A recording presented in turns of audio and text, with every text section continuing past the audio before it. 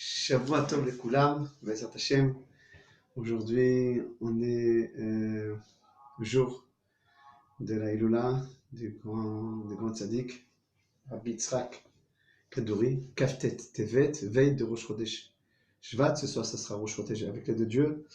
Dans notre petite intervention aujourd'hui, Bezat Hashem, je voudrais parler c'est la Iloula de ce grand kabbaliste là, Rabbi Yitzhak Kaduri, que ce soit nous protège. Et je voudrais parler de qu'est-ce qu'on appelle un vrai kabbaliste, un vrai mekoubal. Quelles sont les conditions d'être un kabbaliste. On sait aujourd'hui la problématique qu'il y a dans ce sujet-là, que beaucoup de gens se font paraître comme des kabbalistes, etc. Mais des fois, il s'avère que tout leur intérêt, c'est de se faire un nom, l'intérêt personnel, de se faire même de l'argent, de se faire des honneurs et des titres, etc. Mais ils sont loin d'être kabbalistes. Et pourquoi ils arrivent à dévoiler des choses, etc. Parce qu'ils utilisent des techniques de Kabbalah, ou bien des fois même de mettre les gens, Dieu met des gens à l'épreuve de faire attention d'être tamim tiyem Hashem Elokecha. Sois humble et comporte-toi simplement avec Dieu dans ses prescriptions. La Mishnah dans Pirkei Avot, elle nous dit qui c'est cet homme-là quand on dévoile des secrets, que Kadosh Baruch Hu dévoile ses secrets. On nous amène une Mishnah au nom de Rabbi Meir. Rabbi Meir, il dit tout celui qui étudie, Kol Osek Batorah Lishma, tout celui qui étudie la Torah sans intérêt personnel, rien que pour la gloire de Dieu, ou bien comme dit le Rav Kook dans Rot Torah Lishma, Leshem Torah, pour que la sagesse de Dieu se dévoile dans le monde. Alors celui qui fait ça de cette manière, il étudie la Torah pour être celui qui transmet la Torah, et bien lui, on lui donne beaucoup de choses, dit la Mishnah. Il aime Dieu, il aime Dieu l'aime, il aime les créatures de Dieu, etc., etc., etc. Il est humble, il craint Dieu, il est tzaddik, il est chassid, etc., etc. Et on lui demande conseil, puisqu'il est là il fait descendre le conseil de Dieu sans mêler son moi personnel. Donc on lui demande conseil, parce que la Gemara, elle dit que tout celui qui craint Dieu, ses paroles sont écoutées. Alors on aime s'adresser à ceux qui craignent Dieu. Et après, nous dit la Mishnah, nous dit Rabbi Meir, Umegalim lo razeh Torah. On lui dévoile les secrets de la Torah. Okay? À part toutes les qualités, là, après toute cette attache qu'il a avec la Torah, avec Dieu, avec les êtres humains, etc., il devient tzaddik, il devient chassid, il devient yachar. Et on lui dévoile des secrets de la Torah. Alors, on voit que les secrets de la Torah, on ne dévoile pas n'importe qui. Okay? Des fois, on fausse. Des fois, on voit quelqu'un dévoiler des secrets, mais il veut rien que montrer qu'il sait des choses. Okay? Une fois, on est venu voir un rave qui, soi-disant, se disait quand même Koubal. Et donc, on lui a dit votre rave, quel est mon problème? Elle a dit il était un jeune qui faisait à peine chouva. Alors, il lui dit toi, tu as deux problèmes. Tu es coléreux et tu regardes avec tes yeux ce qu'il ne faut pas voir. Todaraba. Il y a beaucoup de jeunes c'est pas trop dur de viser ces deux problèmes-là, on va dire comme ça. Mais il veut montrer qu'il sait dévoiler, il sait des choses, etc. Et des fois, des gens qui sont pas très génies, ils n'arrivent pas à capter qui est le vrai kabbaliste ou qui est le vrai kabbaliste. Et en fait, quand on capte ça, on comprend qu'il n'était pas vraiment kabbaliste. Alors, ça fait un rejet pas seulement du kabbaliste en lui-même, qui a demandé de l'argent, bien entendu, à la fin de sa visite, mais de la Torah elle-même. C'est ça les rabbins, c'est ça, etc. Et ça fait un mauvais renom. La Torah nous dit que à qui Dieu dévoile les secrets vraiment. Sod Adonai Lireav. Le secret de Dieu, il s'en donne à ceux qui craignent Dieu vraiment. Celui qui craint Dieu, à lui on dévoile les secrets. Il faut savoir qu'un vrai kabbaliste ne dévoile pas qu'il est kabbaliste. Parce qu'il est discret. On était attaché à un grand kabbaliste, le Rav Mordechai, que son nous protège. Et on a vu le Rav Kadouri plusieurs fois. Et on connaissait qui sera le Baba Saleh, etc. Jamais ils ont dévoilé qu'ils sont kabbalistes. Jamais on a vu que le Rav Mordechai, qu'il y priait avec des livres de Kabbalah, ou bien que son langage, il était un langage de kabbaliste, etc. Et pourtant, après son décès, on a su qu'il avait étudié seul, lui, son frère et le Rav Kadouri, 50 ans seul. Ils se rencontraient, les nuits, ils se rencontraient. On n'a pas su ça de son vivant. Donc après, Dieu il fait dévoiler les choses. Il faut savoir aussi qu'un vrai kabbaliste ne court pas après l'argent. Ne demande pas de l'argent, il ne fait pas ça pour intérêt.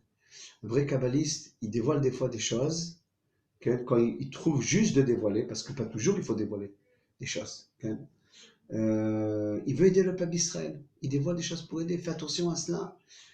Je vois que tu fais cette faute, alors essaie de te reprendre, etc. Une fois, j'étais avec mon maître, avec une femme qui était malade. Et, et je me suis approché un peu du Rav, d'une manière peut-être maladroite même. Je me suis approché du Rav, et je lui ai dit, mais pourquoi elle a tous ces problèmes, cette femme-là? Pourquoi elle est pas... Et il m'a dit, elle ne trempe pas en mikvé. Je lui ai dit au Rav, je lui dis qu'elle ne trempe pas en mikvé, pour qu'on sache son problème. Il dit, non, non, non, ne dis pas. On ne dévoile pas. Peut-être il a vu qu'elle ne voulait pas faire ça, elle n'aurait pas fait ça, etc. Je lui ai dit, il m'a dit d'autres choses à faire. Vous voyez que pas tout on dévoile. C'est-à-dire que le vrai kabbaliste, même quand il voit des choses, c'est pas obligatoire que maintenant il les dévoile. Des fois, dévoiler une chose, par exemple, peut-être dans ce cas-là, elle n'aurait pas trempé en mikvé. C'était pas le moment maintenant qu'on lui dévoile cette chose-là, etc. Donc, un vrai kabbaliste, il a une sagesse qui précède, qui précède le dévoilement. Il faut qu'il soit fin, il faut qu'il soit profond, il faut qu'il sache qu'est-ce qu'il veut dire, qu'est-ce qu'il peut pas nous dire. Mais des fois, tu vois des gens qui annoncent, même à la radio, tu appelles une chose, tu dis ton nom, ils te dévoilent des choses, mais peut-être il ne faut pas dévoiler. Peut-être ça va la mettre en tension, peut-être ça va précipiter une chouva qu'elle n'est pas prête encore à la faire. Peut-être tu graduelles mal son ascension vers Akadosh Baruch Hu. Il y a une gradualité, il faut monter doucement, doucement. Et toi, tu lui dévoiles des choses incroyables qu'elle ne pourra pas supporter dans son esprit, etc. Tu étais le Gilgoul de ça, tu es revenu là-bas.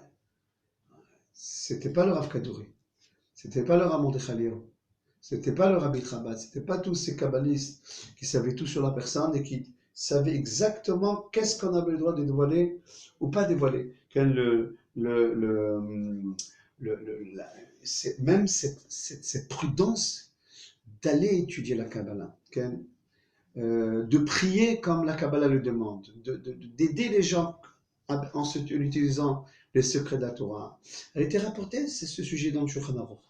Le Shulchan Aruch, il dit d'une manière claire, peut étudier la Kabbalah, rien que celui qui s'est rempli toute sa vie de Talmud, de Halacha, de qualité d'âme, etc.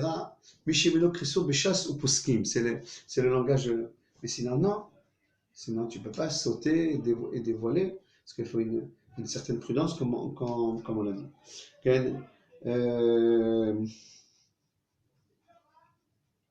Une fois, j'étais chez mon maître, et je dis, les kabbalistes, ils disent qu'il y aura des guerres. Les kabbalistes, ils disent que c'est la fin des temps. Il dit, fais pas qu'à tout ça, viens me demander à moi. Il me disait, et que tout va bien, ne mettez pas en tension. On n'a pas un énien de mettre en tension le peuple sans arrêt, et pour dire que je sais dévoiler des choses, j'ai fait des rêves, etc. etc. Donc j'ai une idée, j'ai un conseil si je peux me permettre, que aller rien que chez des kabbalistes qui ont un nom déjà, comme Rabbi David Abou Hatzera, il y a des noms, Il y a déjà un nom qui suit. Ils ont été acceptés par le peuple, etc. Il y a possible aussi, il y a une possibilité de tzaddik nista, un tzaddik caché, un mekoubal caché, qui sait des choses, mais on ne les connaît pas tout le temps. Sois prudent, sois prudent. Des fois, ils peuvent plus abîmer que d'aider. C'est vrai que c'est mystique et ça donne envie de savoir qu'est-ce qui va se passer demain, est-ce que je serai riche, etc., etc. Mais pas tout secret doit être dévoilé, comme je l'ai dit, et pas tout le monde sait dévoiler les secrets, et il y a qui abîment plus qu'autre chose. Okay? Et c'est possible que leur bracha était sur une statistique. Tu auras la refoua shlema. Alors peut-être vraiment la statistique dit dans ce moment, il aura la refoua shlema. Et là, ça coule, il l'a pris pour un kabbaliste. Il faut être un génie. Okay? Alors c'est vrai que dans notre génération, il y a une soif à savoir des choses mystiques. Et ça, ils nous disent, à l'approche de la Géoula, Pnimiut la Torah, les secrets de la Torah on aura envie de savoir plus que cela. On n'en savait pas seulement le corps, de savoir le dévoilement du corps, mais le dévoilement de l'Eshama. Et plus que ça, Rabbi Shimon Bar Yochai, qui est le grand maître de la Kabbalah, lui, il a annoncé dans son livre, grâce à mon livre, on sortira de la galoute. Comme ça, il a dit Rabbi Shimon Bar Yochai. Grâce au livre du Zohar. Le Zohar, c'est la Kabbalah. Donc il y a un Inyan. Alors il y a qui vont dire, oui, il y a un Inyan rien que de le lire, le Zohar. Ok. Il y a qui vont dire, il y a un Inyan, bien sûr qu'il y a une mitzvah de lire le Zohar, même si tu ne comprends pas. Mais il y a qui disent, non, là, dans les secrets, il faut étudier les secrets pour que ça rapproche la Géoula. Pour dire aux gens les chemins à prendre. Qu'est-ce qu'elle dit la Kabbalah? Notre tête, quand elle voit le monde, elle arrive à comprendre, avec sa tête, avec sa compréhension, comment Dieu dirige le monde. Mais qu'est-ce que diront les Mekoubalim? Il dit non, ce que tu vois des fois, c'est pas bien analysé. Il y a des secrets qui sont cachés, et même si tu vois par exemple quelque chose qui apparaît aux yeux comme négatif, les kabbalistes diront c'est les chemins d'Akadosh Baruch Hu. On a vu même dans la Gemara, on a vu que les Chachamim discutaient entre eux, est-ce que la Géoula, est-ce qu'on aurait voulu être au temps de la Géoula? Des amorim entre eux. Alors il y a qui disent non, je ne voudrais pas, il y aura trop de difficultés. Un des kabbalistes, des Amoraïm, Rabbi Yosef, il dit je veux être là-bas, et même si je serais à l'ombre de l'âme du Mashiach, je veux parler bien, okay? À l'ombre de l'âme du Mashiach. Il dit qu'est-ce qu'a vu Rabbi Yosef qu'ils n'ont pas vu? Rabbi Yosef voyait les choses dans leur profondeur.